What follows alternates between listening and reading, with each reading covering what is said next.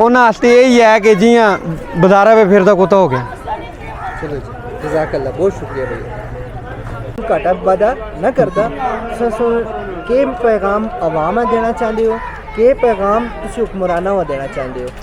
यार जी अवाम असी के पैगाम देवां, वो आप अपना जिहड़ा हुंदी है लीडर वो अपने वोटां नाल बनांदी है, ठीक है।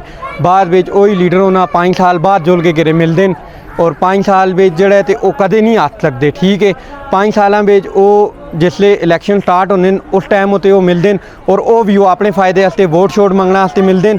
उस तो अलावा अगर कोई बंदा चला जुला उन्हें दर यार जी मैं फलाना बंदा मैं तुसें वोट दिता सा, वो आस्ते ना संग नहीं याद एवें वो जेह्ड़े आप लीडर बनाने न आप आस्ते आप मसले कायम करदे न ना।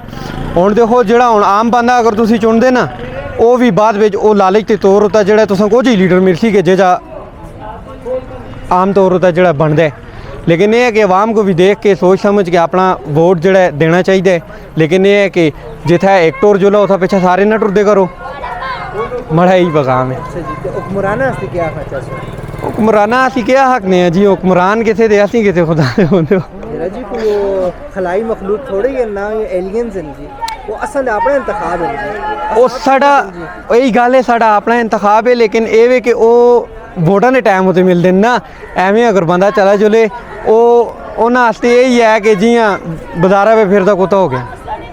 चलो जी, जज़ाकल्लाह, बहुत शुक्रिया भैया।